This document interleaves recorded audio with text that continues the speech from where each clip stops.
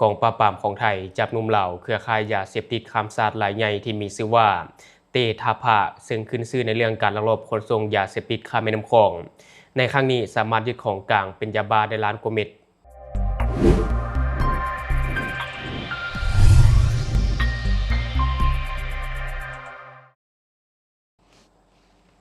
สบายดีท่านผู้ชมยินดีต้อนรับเข้าสู่รายการ Talk the New และหัวข้อข่าวที่ข้าพเจ้าอยากจะนำเสนอในมื้อนี้ก็คือกองปราบปรามของไทยได้จับหนุ่มลาวเครือข่ายยาเสพติดรายใหญ่ที่มีชื่อว่าเตทาพะขึ้นชื่อในเรื่องของการลักลอบขนส่งยาเสพติดข้ามแม่น้ำคลองระหว่างลาวไทยกองปราบปรามของไทยได้จับเท้ากฤษดาหรือว่าเท้ากำอายุ36ปีชาวลาวเป็นเครือข่ายกลุ่มวัยรุ่นสร้างตัวเตทาพะเนาะที่ขนยาบ้าข้ามแม่น้ำคลองฝั่งบึงกาฬพร้อมของกลางยาบ้า 1,360,000 เม็ดโดยเจ้าโตยอมรับว่าได้รับค่าจ้างเพียงละ 5,000 บาทและยอมรับว่าเสียใจสุดๆที่มาถูกจับในครั้งนี้เพราะว่ายังมีลูกอีก3คนที่ต้องเบิ่งแย่งอิงตามการรายงานข่าวของแฟนเพจ Police News Varieties ได้รายงานเอาไว้ว่าในวันที่4มิถุนายน2026พลตำรวจตรีพัฒนาศักดิ์บุพภาสุวรรณผู้บังคับการกองปราบปรามได้สั่งการให้เจ้าหน้าที่ที่เกี่ยวข้องพร้อมด้วยทีมงานร่วมกันจับกลุ่มเท้ากฤษดาหรือว่าเท้ากำอายุ36ปีชาวลาวในข้อหาร่วมกันจำหน่ายยาเสพติดให้โทษประเภทหนึ่งเมทแอมเฟตามินหรือว่ายาบ้าโดยก่อให้เกิดการแพร่กระจายในหมู่ประชาชนและผลกระทบต่อความมั่นคงของรัฐพร้อมของกลางยาบ้า 1,360,000 เม็ดมูลค่าประมาณ17ล้านบาทโดยจับได้อยู่บริเวณเขมทางสาย212บึงกาฬหาหนองคายตำบลหอคำอำเภอเมืองบึงกาฬจังหวัดบึงกาฬซึ่งความเป็นมาของคดีนี้สืบเนื่องมาจากชุดจับกลุ่มได้ติดตามพฤติกรรมของกลุ่มเครือข่ายค้ายาเสพติดเตทาพะที่มักลักลอบขนยาเสพติดเข้ามาประเทศไทยทางพื้นที่อำเภอเชียงแสนจังหวัดเชียงรายโดยพบว่ามีการเดินทางเข้าออกระหว่างลาวไทยผ่านช่องทางธรรมชาติเป็นประจำต่อมาเมื่อทางการไทยได้เพิ่มมาตรการและปราบปรามอย่างเข้มงวดเฮ็ดให้กลุ่มนี้เปลี่ยนเส้นทางขนส่งจากภาคเหนือมาฮอดแนวชายแดนลาวไทยทางด้านจังหวัดบึงกาฬหนองคายและจังหวัดใกล้เคียงเจ้าหน้าที่จึงได้ประสานงานกับหน่วยงานที่เกี่ยวข้องเพื่อวางแผนสกัดกั้นล่าสุดได้รับแจ้งเบาะแสว่าขบวนการของท้าวเต้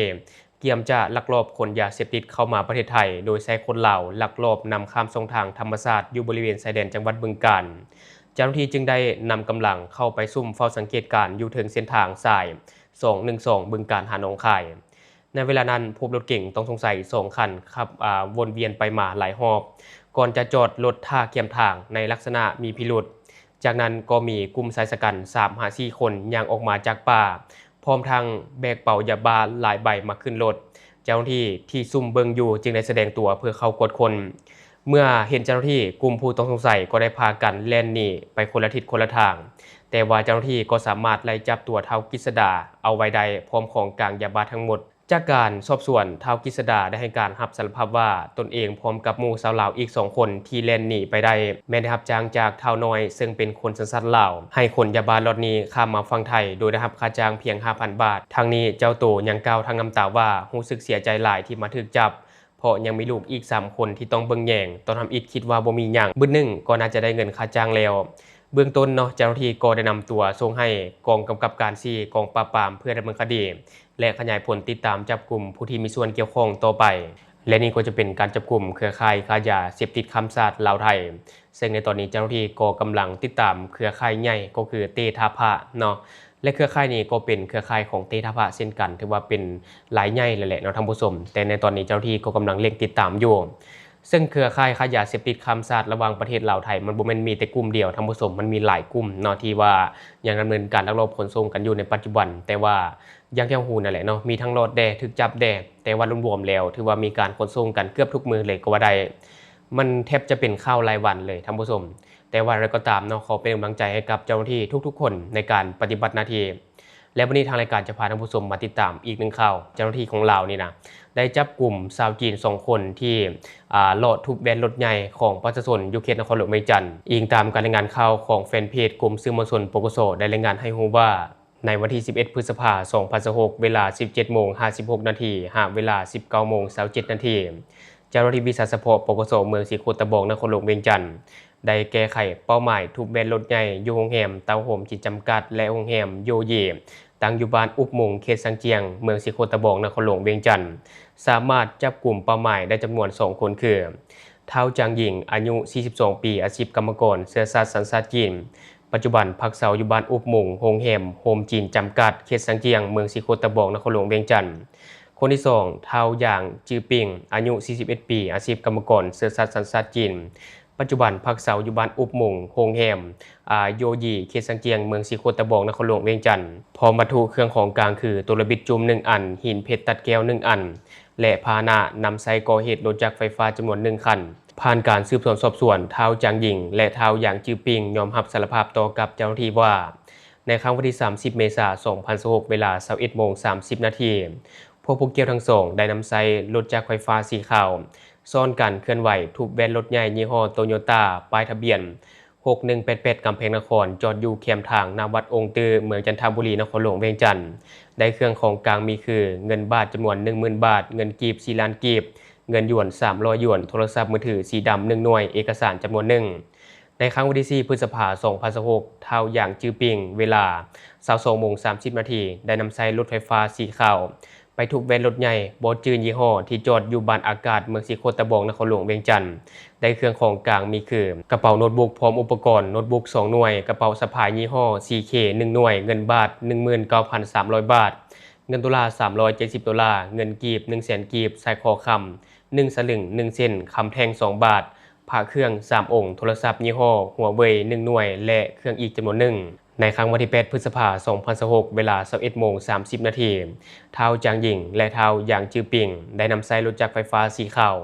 ซ่อนกันเคลื่อนไหวถูกแวนรถจีบยี่ห้อนิสสันสีขาวหมายเลขทะเบียนคค1113นครหลวงเวียงจันทร์ที่จอดอยู่นาฮานปานาบาตั้งอยู่บ้านหนองสโนคำเมืองสีโคตะบองนครหลวงเวียงจันทร์ทรัพย์สินใดมีคือโน้ตบุ๊กยี่ห้อLenovo สีดำ1หน่วยโทรศัพท์ยี่ห้อ Huawei สีน้ำตาล1หน่วยและเอกสารจำนวนหนึ่งในครั้งวันที่ 8 พฤษภาคม 2026 เวลา 22:30 น.เท้าจางหญิงและเท้าหยางจือปิงได้นำใส่รถจักรไฟฟ้าซ้อนกันเคลื่อนไหวถูกแบนรถกระบะพีโกแซม4ปอนด์เงินทะเบียนคส1819นครหลวงเวียงจันทร์จอดอยู่แคมทางข้างร้านอาหารบารมี